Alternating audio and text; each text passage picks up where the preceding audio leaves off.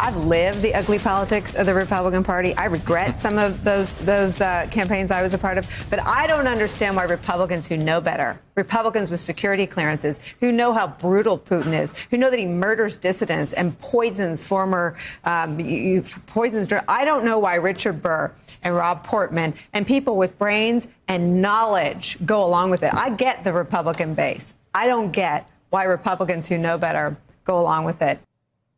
Nicole Wallace in this very studio this afternoon. The state of the Republican Party under Donald Trump also comes in for a brutal analysis in a new piece in Rolling Stone written by Rick Wilson. It's titled The Traitors Among Us. The author, who joins us in just a moment, writes this: America is in the midst of a treason boom right now, and more than a few people in Trump's immediate orbit and Trump himself richly and actually deserve the title of traitor. As the impeachment hearings have worn on and as evidence of the complete moral collapse of the Republican Party has become more and more evident, it has become quite obvious there really are traitors among us.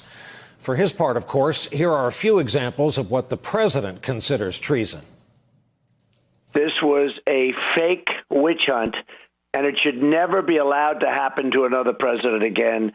This was treason. This was high crimes. The conversation was perfect, unless you heard the Adam Schiff version where he made up my conversation. He actually made it up. It should be criminal. It should be treasonous. The whistleblower is a disgrace to our country. He should be sued, and maybe for treason. Maybe for treason. Back with us, the aforementioned Rick Wilson, Republican strategist and author who is soon following up on his first book, Everything Trump Touches Dies, with his new work, Running Against the Devil, which is due out just next month. Rick, traitor and treason are tough words, as you well know. Make your case. They are. Brian, the president started by devaluing these words, applying them to folks who had served our military, served our country, served our intelligence community for months and months before this. And I kept wondering to myself, where is the line that he'll not cross when it comes to accusing other people of treason? And then I looked at what's happening around him, or the people who enable him, the people who are supporting him, in the face of what is very obviously an ongoing intelligence warfare effort by Vladimir Putin that they have now embraced, and that all their running interference for Donald Trump is now part and parcel of that. They're using the talking points that come right out of Vladimir Putin's propaganda shops. And so I think the word treason, when it applies, you got to call it. And I think a lot of these people are betraying their country. They're betraying the oath they swore when they entered office. And they're betraying the values that made this country what it actually is. And part of that was recognizing when enemies are trying to interfere in our elections and our democracy. And I've called it. This article has had a terrible reaction with the MAGAs. They are really, really unhappy with it. So I think I've struck a pretty solid nerve.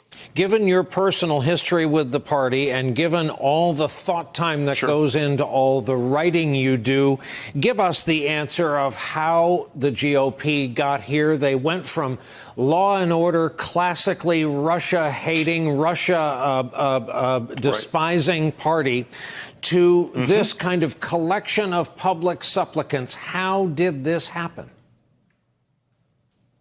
They have abandoned, as I describe in the article, the complete moral collapse of the Republican Party has come because of and coincident to and caused by Donald Trump. And Trump's love of Russia, his love of Putin, his love of authoritarian strongmen is part of what they've done to adopt the Donald Trump as the God King of their party. They look at him as something beyond anything we could have imagined. They love him more than Lincoln. They love him more than Reagan. They love him more than any other Republican or any other president ever.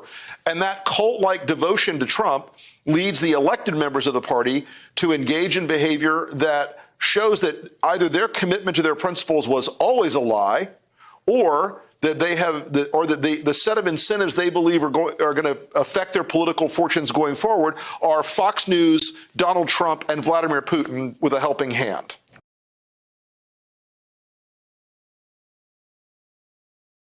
Hey there, I'm Chris Hayes from MSNBC. Thanks for watching MSNBC on YouTube. If you want to keep up to date with the videos we're putting out, you can click subscribe just below me or click over on this list to see lots of other great videos.